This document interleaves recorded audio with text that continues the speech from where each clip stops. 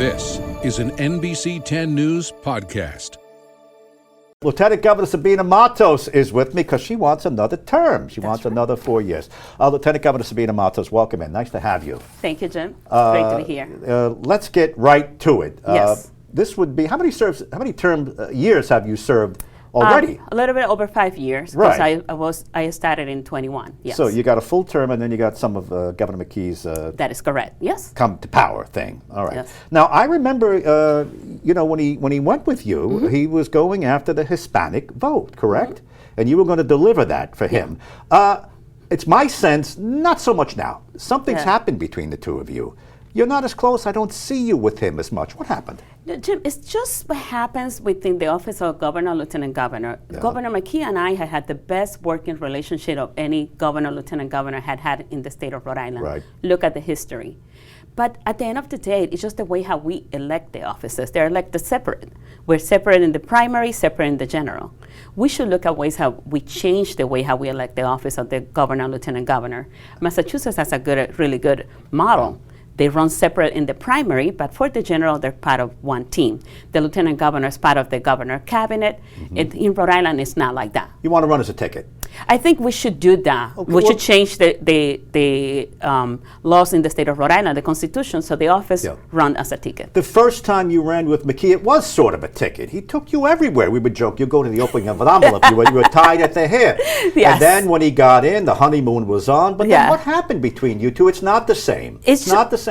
As I said, there's nothing. I have regular check-in with the governor. Yeah. We have check-ins regularly. Whenever I have a concern, I bring it directly to him. Okay. So we have that connection, that relationship. But it's just the nature of the office, Jim. Okay. Well, look, the nature of the office is it kind of gets derided as an office that's a waste of money.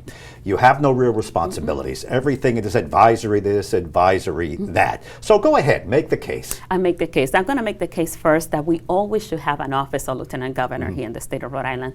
The last thing you want to see happening is that when we have a crisis or it's a transition, you don't want people playing politics. We should know the rules. Who's going to be the governor if the governor is not available? Who's the lieutenant governor? We should always have a lieutenant governor. And I actually have to push back. My office is very active in the 39 cities and towns, making sure that we're listening directly to the people of the state of Rhode Island. Besides the different councils that I chair, that the Long-Term Care Coordinated Council, the Small Business Advocacy Council, the Emergency Management. You have seen me there whenever there's an emergency together with the governor and the director of emergency management. But besides that, I've been attracting new businesses to the state of Rhode Island, new investors. And in doing that work, I discovered this challenge that we're having in which big supermarkets are basically blocking competition. Right. And I started working on that, and the legislation just got passed, and it's going to be signed by the governor. Don't you think it's an office in search of a mission? For example, by the way, would you feel the same if a Republican was to prevail? Would you say, oh, well, whatever it is, we need because that would be a Republican maybe replacing a Democrat. Would you feel the same way? Correct, and that's why I'm telling you that we have to change the way how we elect the office of lieutenant governor. We have to make sure that the lieutenant governor, the governor are being elected together as part of a team. So you would guarantee it should always be the same party? Correct, okay. yes. Whoever prevails. Yes. All right. Now, listen, you had a very rocky run when you ran for Congress with the election fraud allegations. Have you been able to shake that? Do you think the voters are going to forgive you for that? Now, I know you say that wasn't me. Those were people operating on my behalf, but I had no knowledge of what they were doing. It was wrong. Yeah. Can you shake that? Well, the first of all is I always take ownership because this was my campaign.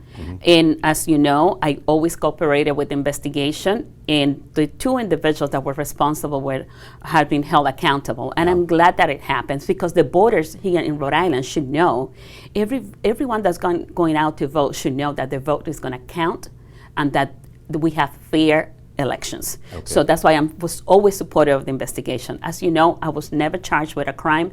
It was just these two individuals. I learned my lessons from that. And let me tell you, I learned my lessons, and I'm not having a campaign that is consultant heavy, right?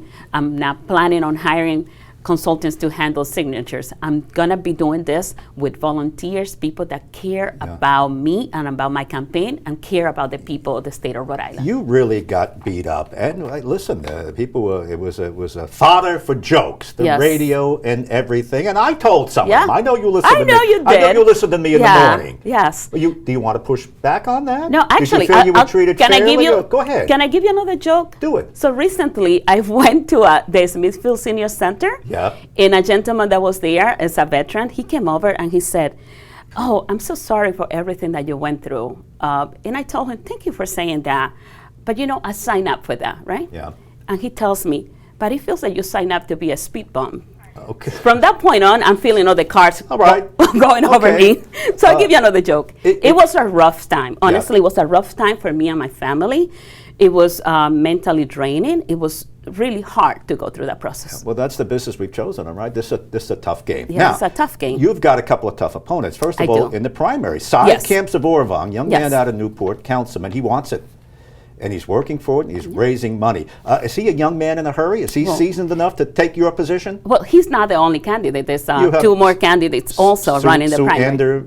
Who's the other Democrat? Is a councilwoman. So a councilman from Newport, a councilwoman from Providence, and a former state senator from Barrington. So it's going to be a four-way race.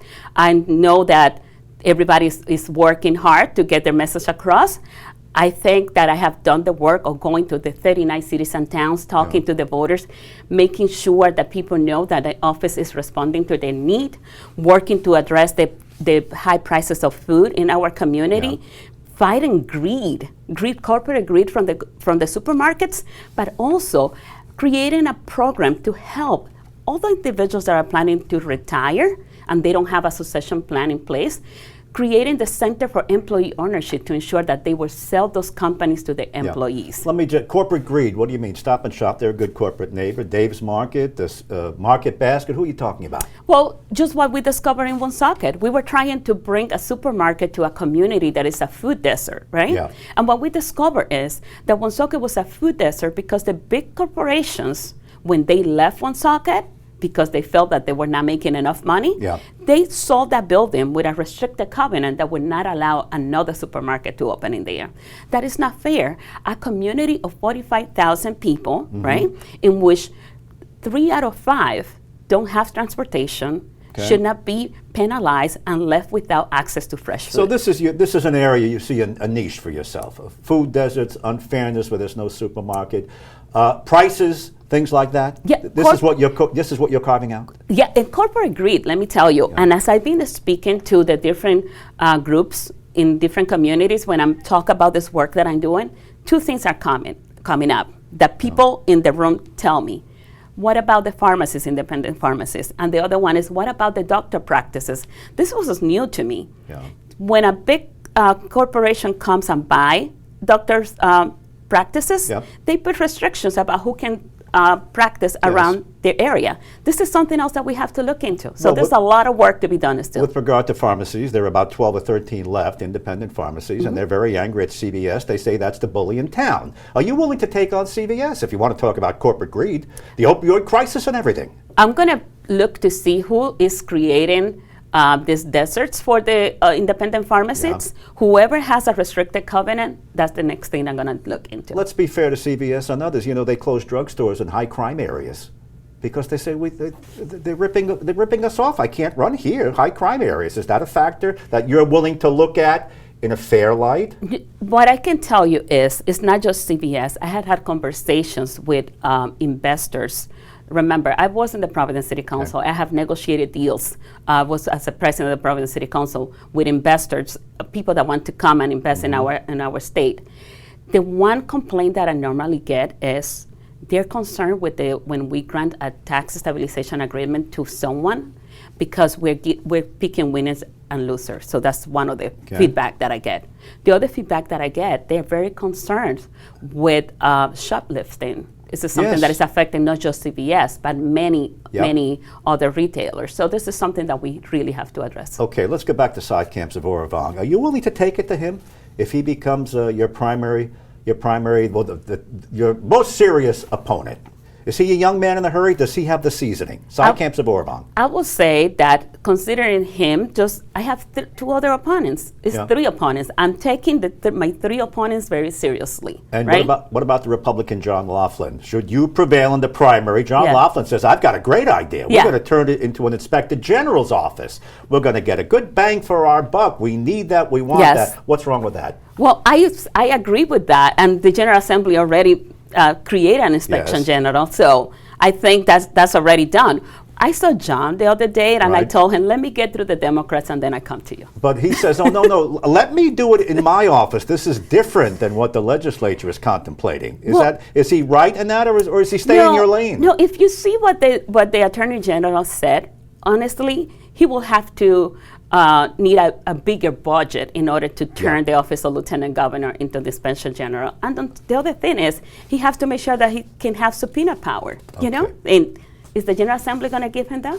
Are you going to debate your primary opponents? Oh, yes. Right here, we invite you. Right here. You're coming to Channel 10? I'm coming here. All right. And Yes. then the general election, of course, you'll follow yes, up. definitely. Should you prevail. Yes. Good luck, Lieutenant Governor Sabina Matos. Thank Thanks you for so coming in. much. Nice to see Thank you again. Good to see you.